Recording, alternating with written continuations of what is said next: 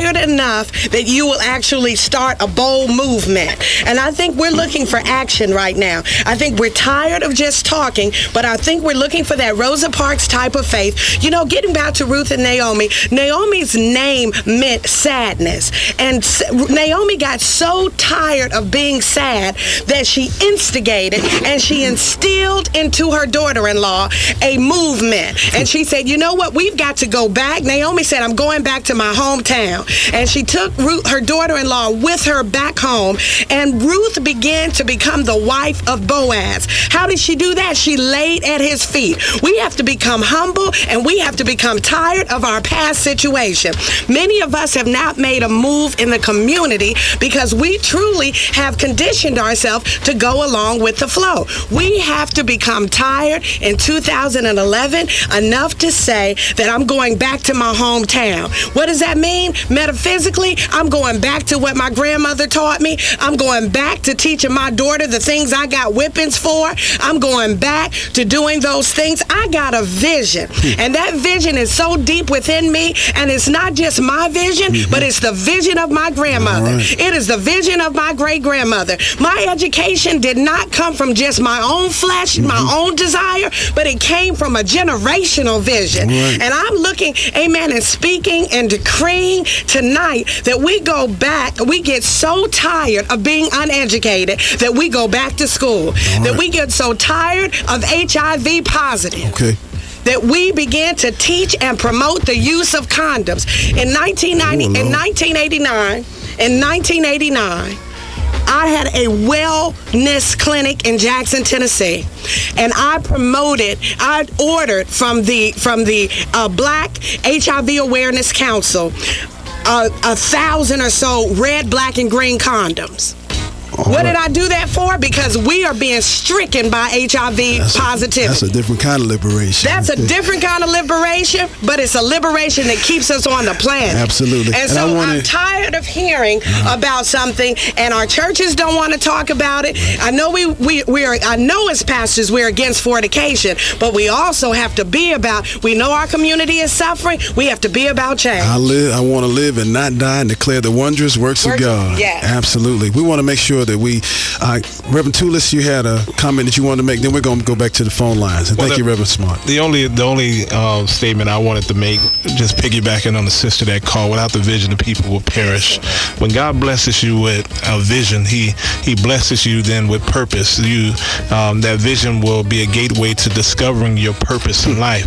And I always take that little segment from that book. God's purpose for your life is far greater than your own imagination. Wow.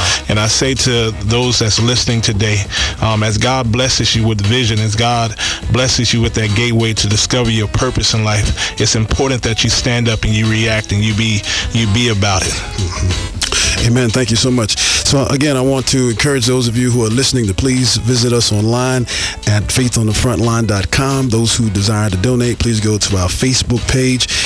Go to Faith on the Frontline for Twittering if that's what you want to do. And you can call either during this broadcast at 310-520-KGLH to give your contribution or donation, tax deductible, of course, or you can call anytime during the week to 310-621-3693. Let's go to the phone lines, please, and let's talk to Sister Phyllis. How are you, Sister Phyllis? I'm doing fine. Now, Sister Phyllis, you are the hero that was just heralded and spoken of. Is that correct? Yes. Fantastic. Well, we're glad to have you on the line in the flesh so people will know that Brother Thaddeus wasn't just talking hyperbole, as it were, but you definitely exist. Listen, what I want to do, just say hello to you today and then maybe bring you back later and really talk about what you do, what inspired you to do it. But let me just ask you real quick, what was the vision that you had initially? And again, we just want to have you come back, but just real quick, just give us a couple of minutes. What was the vision that drove you to do what you are doing? Okay. Yes. Turn your radio down, sis, so you're getting the delayed feedback. But we're on time, so we got to go ahead and speak to you. What was the vision that prompted you to do what you're doing? My vision was so people won't continue to get mistreated by the criminal justice system. the penal code system, law enforcement. So my dream is to implement a program called Straight Talk, which I did in 1990, 20 years ago, in order to help ex-offenders share their life experience and to help people stay out of that crooked system. Okay. So listen, let me ask you to do this. Give us contact information, and then we'll come back to you at a later time so we can schedule and really thoroughly talk with you about what you do on the front line, because you are definitely front and center, and we appreciate your example. Give us a way to contact you, please. Okay, my phone number is 951-272-5747. Another line to contact me by, cell 909-223-8697. Okay. All right. Thank you so much. And we'll make sure that we put it on our Facebook page and link it to our website. Thank you so much for being on. Unsung hero doing the work on the front line. That's exactly what this broadcast is about. Faith on the front line. Let's go to Brother Demetrius, who has a comment about our subject. Good evening, Demetrius. How are you? Hey, I'm good. Bless the Lord. Talk to me. How about... Go ahead. No, sir. Go ahead. You were going to comment about Dr. King's vision or how vision has impacted your life? Yeah. First of all, I just want to be real careful, and you know, cause it's a serious matter, cause you know, for me, it's just you know, it's okay, take your time, brother. Thank you. I have, but what I'm trying to get out is just, I had something to say. I'm trying to say it, and I can't. I see, how the black people is struggling, and I don't understand. How, I don't know. But thank you, sir. God bless you. Okay. So, Brother Demetrius, I got you. I hear you struggling with what you see, and obviously you get the sense that you want to see something different happening, especially in this situation with people of African descent. And I know sometimes that it may be hard to articulate that. I want you to continue to tune in and get some perspective from those who will be calling in and engaging in this weekly conversation, and call back at another time if you don't mind. Is that all right? God bless you. Let's go to Kristen on line 3. Good evening, Kristen. How are you? Hello, Kristen. Hi. This is Christian. Hey, Christian. I just wanted to say one of the most beautiful things about Dr. King is the fact that not only did he have a vision, but he left behind the tools that are necessary in carrying out the vision. And like the sister said earlier, visions never die, dreams never die. And it is through these tools such as organizing and using the church as the point of contact for things like this. It is really up to I apologize, but the folks that actually got to live through the period in which Dr. King was living out his vision. It is their almost responsibility to make sure that, people that are in the younger generations learn how to fight. And I also agree with the statement that we have to be tired, and that tiredness needs to carry through our generation. We need to be tired of, the negative stereotypes. Okay. And we need. All right, Christian, I think we've lost her. All right, we're about to wrap up and wind up. Let's go to, is that Shirley?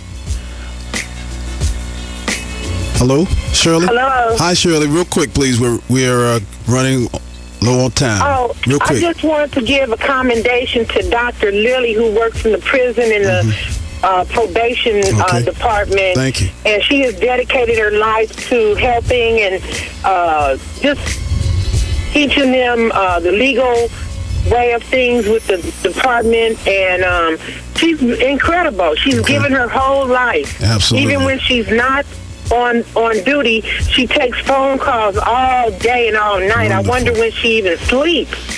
So she's really a great instrument in the things of God. She's a chaplain for LA County Jail and also LA County Probation. All right.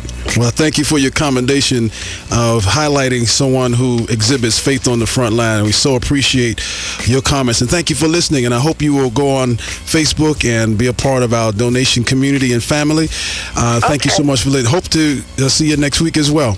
Bless you. Thank you. All right, and we want to thank those of you who have been streaming live, watching us on video stream, and those of you who have been donating and going to Twitter and Twittering.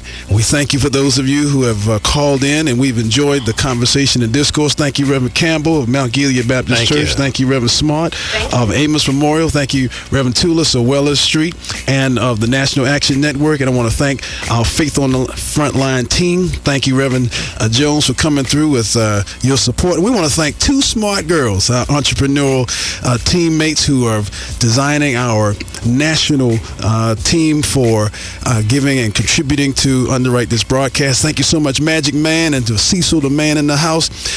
Thank you so much to our KJLH team that's right here in front of us making it happen.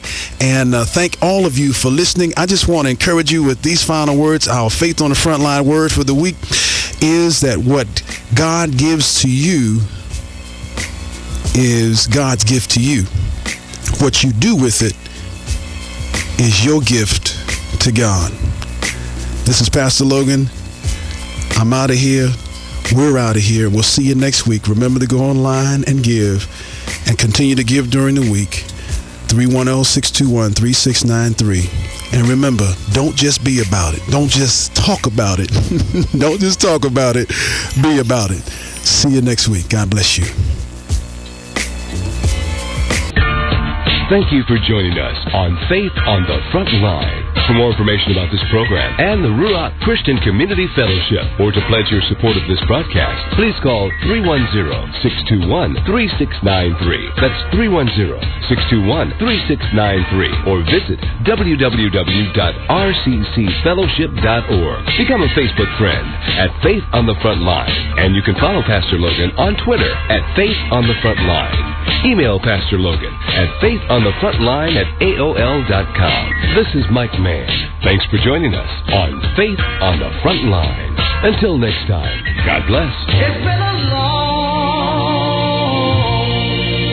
long time coming, but I know change gon' come. We will have to stand before the God of history, and we will talk in terms of things we've done. Seems that I can hear the God of history saying, that was not enough.